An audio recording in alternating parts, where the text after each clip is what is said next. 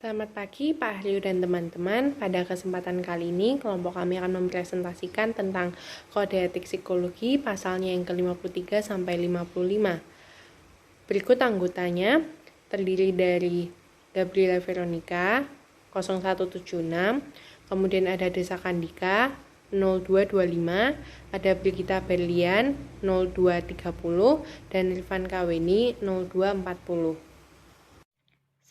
Pasal 53. Pelaporan dan publikasi hasil penelitian. Psikolog dan atau ilmuwan psikologi bersifat profesional, bijaksana, jujur dengan memperhatikan keterbatasan kompetensi dan kewenangan sesuai ketentuan yang berlaku dalam melakukan pelaporan atau publikasi hasil penelitian. Hal tersebut dimaksudkan untuk menghindari kekeliruan penafsiran serta menyesatkan masyarakat pengguna jasa layanan psikologi. Hal-hal yang harus diperhatikan adalah, yang pertama, psikologi dan atau ilmuwan psikologi tidak merekayasa data atau melakukan langkah-langkah lain yang tidak bertanggung jawab, misal terkait pengelabuan, plagiarisme, dan lain-lain. Yang kedua, psikologi dan atau ilmuwan psikologi jika menemukan kesalahan yang signifikan pada data yang dipublikasikan, mereka mengambil langkah untuk mengoreksi kesalahan tersebut dalam sebuah pembetulan atau correction, penarikan kembali retraction, catatan kesalahan tulis atau cetak, erratrum, atau alat publikasi lain yang tepat. Yang ketiga, psikologi dan atau ilmuwan psikologi tidak menerbitkan atau mempublikasikan dalam bentuk original dari data yang pernah dipublikasikan sebelumnya.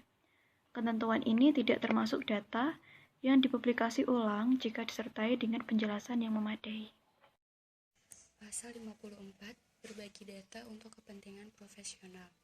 Ayat pertama, psikolog dan atau ilmuwan psikologi tidak menyembunyikan data yang mendasari kesimpulannya setelah hasil penelitian diterbitkan.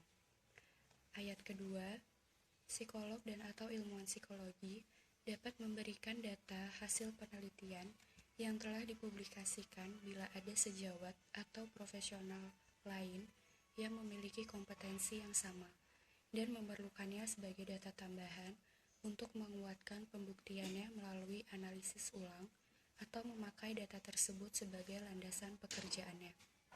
Ayat ketiga, ketentuan pada ayat kedua tersebut tidak berlaku jika hak hukum individu yang menyangkut kepemilikan data melarang penyebarluasannya. 4.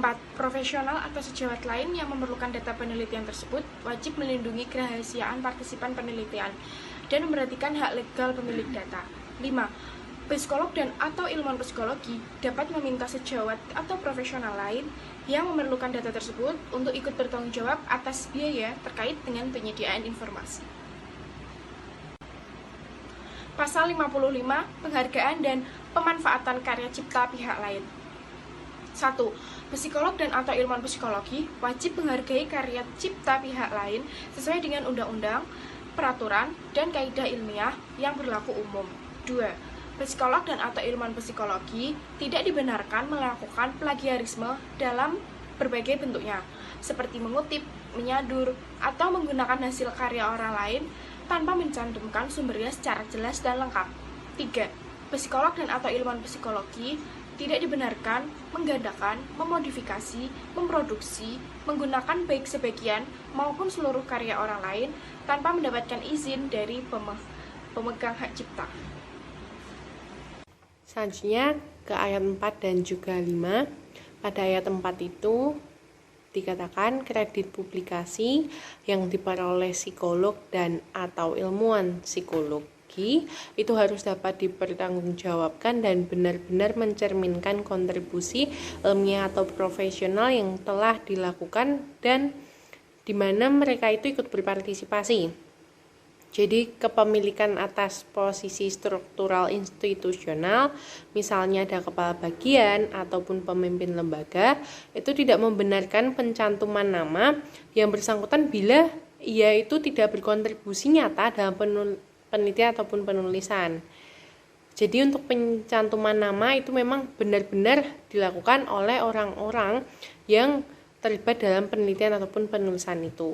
Kemudian pada ayat yang kelima, itu ada kontribusi minor dalam penelitian dan penulisan yang dipublikasikan, itu harus diakui dengan benar, hingga pada catatan kaki dan kata pengantar.